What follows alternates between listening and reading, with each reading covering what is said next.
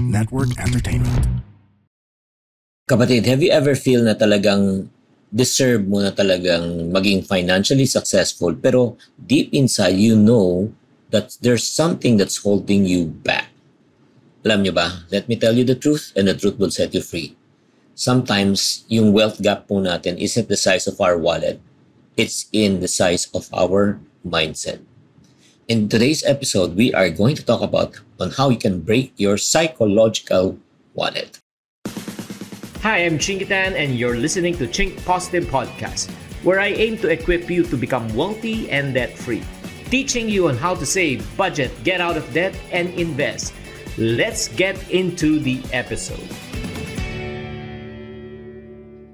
Hi there, this is Chingitan. Welcome to Chink Positive Podcast. In our podcast, we always help people to really break free from a limiting mindset. Alam mo, sa araw na ito, we're going to do a deep dive in something that is deeper than numbers. Ang pag-uusapan po natin yung wealth gap na putin po.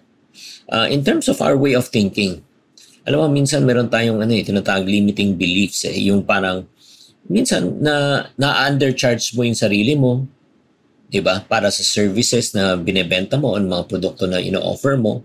Or parang feeling mo you're not good enough na hindi mo deserve na mag-charge ng mas malaki. Or have you ever said, I'm not the kind of a person who wants to get rich? Well, kung nasabi mo mga ito, then it's time for us to talk and identify ano ba talagang real issues. Problema mo ba talaga yung income or problema mo yung limiting beliefs mo? Kaya nga sa episode na ito, we're going to talk about a lot of things. Kaya nga I want you to really pay attention. Pag-usapan natin yung self-worth versus net worth.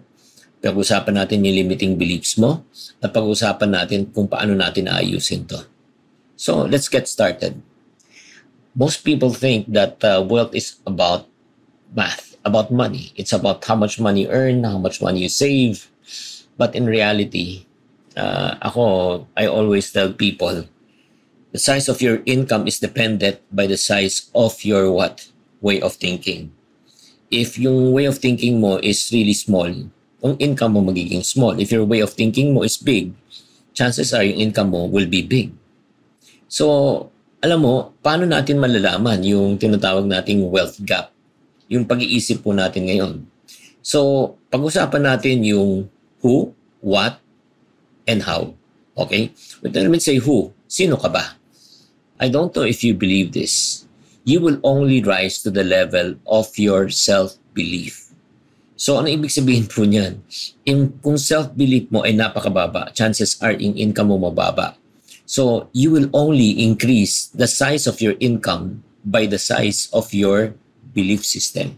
Kung ang belief system mo sobrang mababa, yung image mo mababa, chances are mababa rin ang charge mo. Diba? Alam mo, many people are not stuck because they lack skills. Many people are stuck because they have poor self-image. So, ano yung mga limiting beliefs na pwede nating ikangay na sa mindset natin? Like for example, I don't know if you've said this already, I'm not good with money. Diba? Hindi ako magaling sa pera eh. Oo, parati ako nalulugi, parati ako na-scam. Well, pag parati mo sinasabi yan, that becomes a self-fulfilling prophecy. Kasi ma-avoid mo, parang ayaw mo na mag-aral, ayaw mo na talaga mag-upgrade sa sarili mo because alam mo, naniniwala ka na hindi ka naman magaling. Like for example, alam ko naman di ako magaling sa football. Ba't ko pa pag-aaralan yun? So kung di ko pinag-aralan, talagang hindi ako gagaling. Ganon din sa pera. Number 2, may mga mindset ba na sinasabi, I'm not the type of person na yayaman eh. Maybe it's for other people but it's not for me. Diba? Alam mo, this identity mindset yan keeps you small. Even if you're capable of so much more, pero kung ganun way of thinking mo, walang mangyayari. Number 3, hindi ko deserve to. Hindi ko deserve na Meron nga, di ba, yung parang opposite na deserve ko to. Pero meron naman yung limiting beliefs na hindi ko deserve to. Di ba? Whether we like it or not, yung limiting beliefs po natin ay nanggagaling yan. Saan ba nagsisimula? Sa mga childhood conditioning po natin yan eh. Na sinasabi, hindi mo kaya, mahirap lang tayo, hindi tayo yayaman. Alam mo, reality is this, pag hindi mo inayos to, you will stay underpaid, you don't negotiate, or you will reject opportunities. Pang-apat na mga limiting beliefs. If I succeed, I'll lose people and I'll be judged. If I succeed, probably baka magbago ugali ko. Diba? Pag yumaman ako, ayaw ko naman sumobrang yaman, baka yumabang ako. Alam mo, the fear of success is real. Some people sabotage their income because they're afraid na sila ay yaman, sila ay magbabago. But in reality is this, ang pera, hindi kayang baguhin ng tao, pero ang pera, kayang ilabas ang tunay niyang pagkatao. There's nothing wrong with money. Kaya pero ito yung mga limiting beliefs mo natin eh. Kaya nga, if you want to really fix this, quickly, let me encourage you, how can we fix this? Number one, rewrite your money story. Ask yourself, what do you really believe about money and about yourself? Diba? Kung sinasabi mo, hindi ako magaling sa pera. Diba? Dapat sabihin mo, palitan mo na yung narrative mo. Gagaling ako sa paghawak ng pera. Bakit? Kasi nag-aaral ako. Kasi nanonood ako kay Chinkitan. Diba? Kasi nagbabasa ako ng libro. Diba? Palitan mo yung narrative mo. Number two, surround yourself with empowering people. Diba? Yung mga tao na who can really bring out the best in you, not the worst in you. So, mentors, podcasts just like this one, and people who believes in you that you can grow. Paligiran mo yung sarili mo ng ganun. Number three, celebrate wins, even small ones.